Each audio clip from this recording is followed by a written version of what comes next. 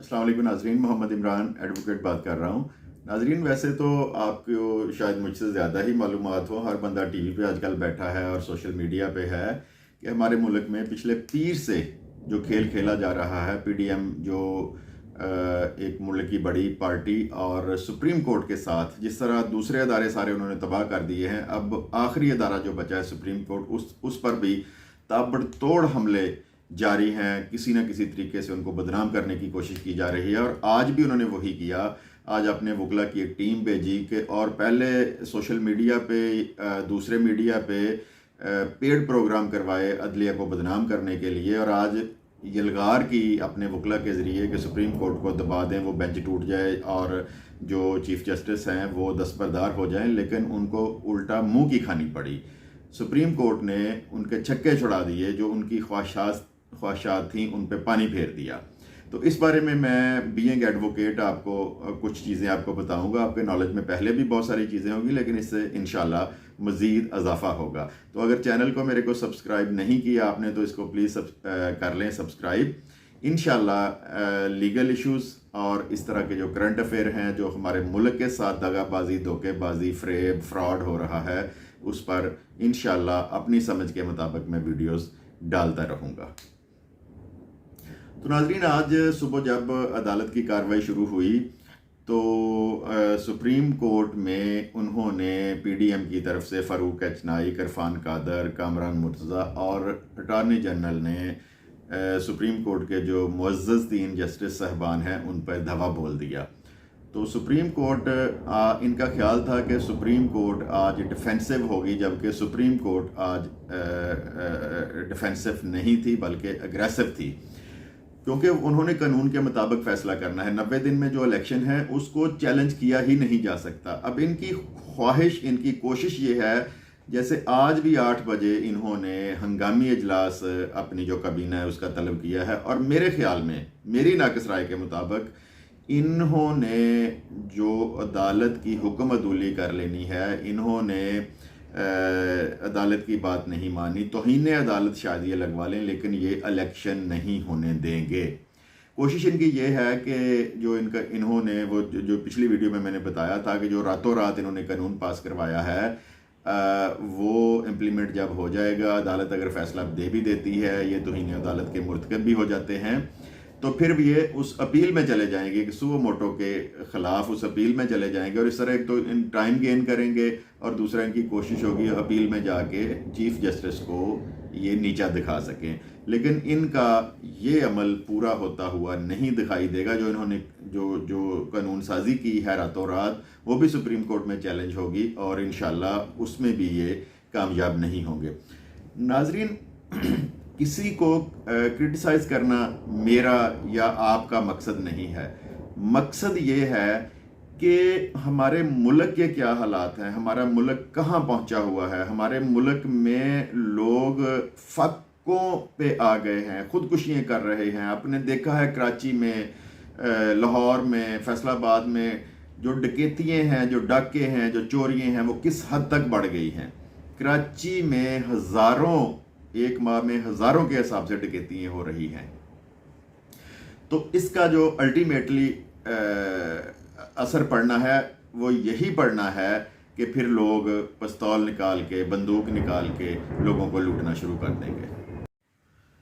नाजरीन, आपके शायद नोटिस में नहीं है कि जो आटा तकसीम करने के लिए मुफ्त आटा इन्होंने लाइनें लगवाई हुई हैं, पिछले 1 हफ्ते में कम से कम 15 अमवात हो चुकी हैं। उसमें वो गरीब लोग जो भूखे नंगे पहले हैं, आटे की लाइनों में लगते हैं, वहाँ पे टीवी पे ये देखा गया है कि पुलिस वाले उनको डंडे मार रहे हैं, और जो ज़्यादा अक्सरियत है फौत होने वालों की वो औरतें हैं, और बच्चे भी उनमें शामिल हैं। जब भगदड़ मचती है वहाँ पे तो बच्चे भी नीचे, पाँव के नीचे आके रौंदे जाते हैं। पीडीएम ने पिछले 1 वीक में पेड प्रोग्राम जो हैं, जिसमें सुप्रीम कोर्ट को डायरेक्टली इनडायरेक्टली निशाना बनाया गया है, उनको प्रेशराइज करने की कोशिश की गई है। तकरीबन 470 के करीब टीवी पे प्रोग्राम्स, टॉक शोज़ करवाए हैं। आज जब इनकी वकला की फ़ौज गई है तो उन्होंने कोशिश की कि आज सुप्रीम कोर्ट को बैकफुट पे लेके जाना है। जितने प्रोग्राम करवा दिए हैं, जिस तरह का हमने ये काम करवाया है, सुप्रीम कोर्ट का ये बेंच भी टूट जाएगा और जो चीफ जस्टिस हैं वो इस बेंच से अलहदा हो जाएंगे। और जो इनके मनपसंद जज हैं, इन्होंने जो एक अफवाह फैलाई हुई है कि जो नून लीग के जजेस हैं, जिनमें जस्टिस तारिक मसूद हैं, जस्टिस काजी फ़ायज़ ईसा हैं, जस्टिस मंसूर अली शाह हैं, अतर मनिल्ला साहब हैं, अमीनुद्दीन हैं, ये इन्होंने ये है कि ये हमारा केस सुने, ये हमारे नून लीग के जजेस हैं। तो इस तरह ये सुप्रीम कोर्ट को भी आपस में लड़ाने की कोशिश कर रहे हैं। आपने देखा होगा कि एक दफ़ा इन्होंने सुप्रीम कोर्ट पे फिज़िकली हमला भी करवा दिया था। उन दिनों ये सोशल मीडिया, ये मोबाइल फ़ोन इतने ज़्यादा नहीं थे, इसलिए वो जो हैं वो चीज़ें इस तरह कैप्चर नहीं हो सकी जिस तरह आज हो सकती हैं। तो सुप्रीम कोर्ट को किसी न किसी तरह बदनाम करने की, उनको इस चीज़ से हटाने की कोशिश हो रही है कि वो इनका मनपसंद जो फैसला है वो फैसला दे दें। लेकिन सुप्रीम कोर्ट ने आइन और कानून के मुताबिक ही फैसला करना है। सुप्रीम कोर्ट ने आज तलब किया था सेक्रेटरी दिफा को और सेक्रेटरी फाइनेंस को।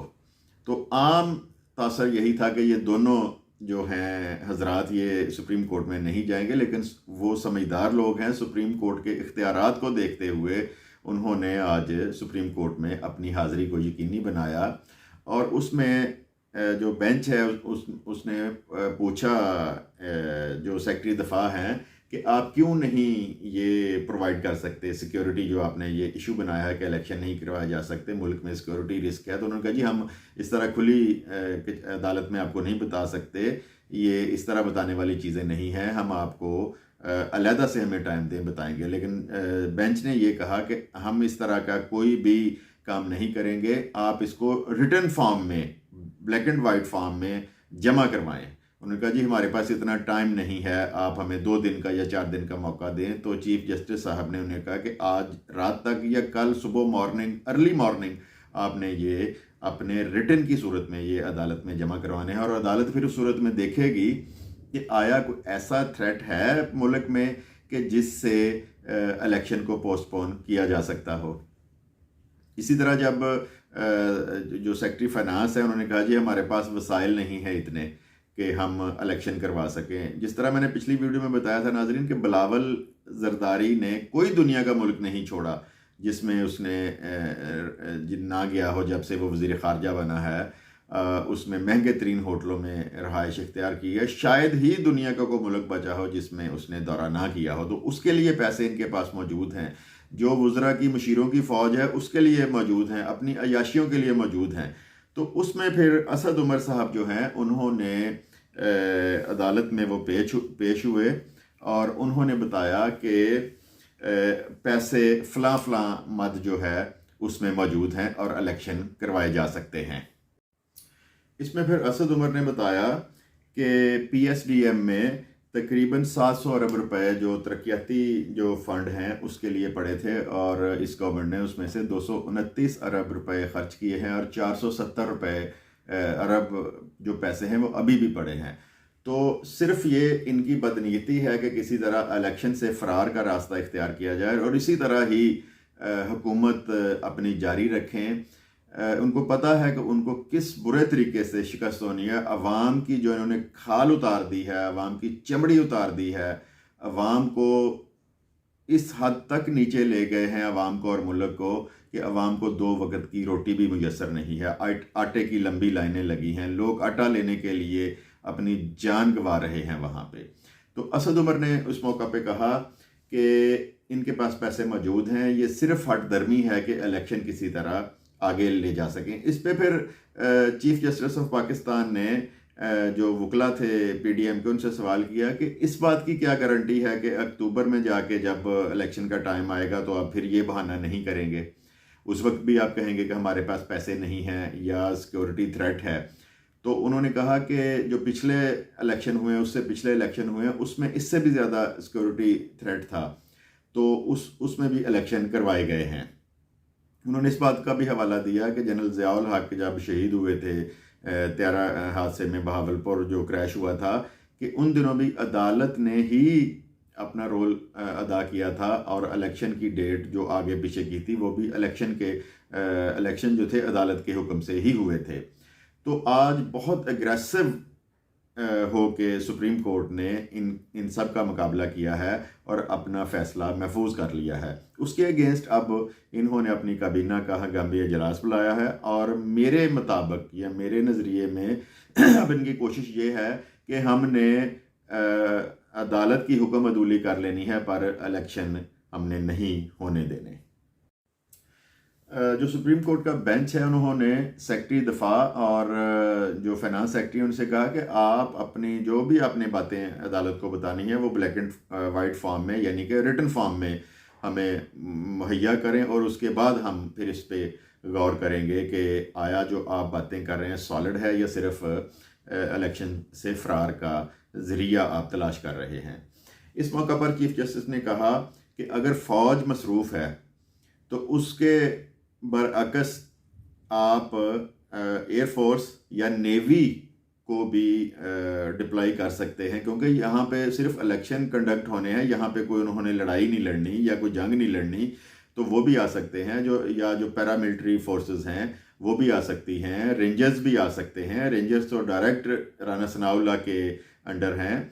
तो उन्होंने कहा कि अगर फ़ौज सिक्योरिटी नहीं दे सकती तो ये जो पैरामिलिट्री फोर्सेस हैं या नेवी है या जो अपना एयरफोर्स है, उनसे भी इलेक्शन करवाए जा सकते हैं अगर आपने इलेक्शन करवाने हो।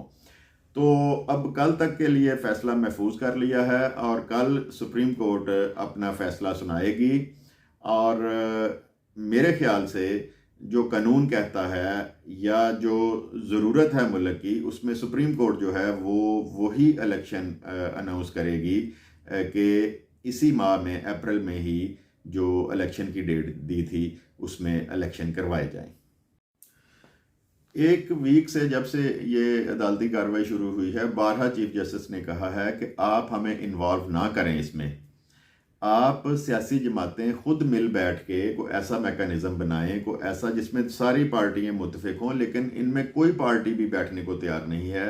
सिर्फ अपने ज़ोर से, अपनी दौस से इनकी कोशिश है कि हम जिस तरह इलेक्शन को हमने थ्रू जो इलेक्शन कमीशन है उसके ज़रिए हमने इलेक्शन को पोस्टपोन करवाया, इसी तरह हम अपनी दोस्त से ही सुप्रीम कोर्ट को भी जो है वो इसी तरह इस काम से पीछे हटाएं, और सुप्रीम कोर्ट भी हमारे कहने पे चले। हालांकि ऐसे नहीं होगा। सुप्रीम कोर्ट जो कानून कहता है उसके मुताबिक फ़ैसला करेगी, और सुप्रीम कोर्ट का जो फ़ैसला होगा, मेरे ख्याल से, मेरी नज़र में, कि सुप्रीम कोर्ट 90 दिन के अंदर अंदर ज़रूर इलेक्शन करवाएगी। तो नाजरीन, इसको वीडियो को लाजमी दोस्तों के साथ शेयर करें कि उनकी मालूमात में भी इजाफ़ा हो, और पीडीएम की सूरत में जो टोला हम पे मुसल्लत है उसकी जो अज़ाइम है वो भी तमाम लोगों पे आश्कार हो जाएं, और मुल्क में जल्द अज जल्द इलेक्शन हो और मुल्क किसी ट्रैक पे चढ़े, और अवाम की ज़िंदगी आसान हो, और जो हमारी गिरती हुई इकॉनमी है उसको भी सहारा मिले। तो वीडियो को लाइक शेयर लाजमी करें और चैनल को सब्सक्राइब भी करें। आपका बहुत बहुत शुक्रिया। खुदा हाफिज़।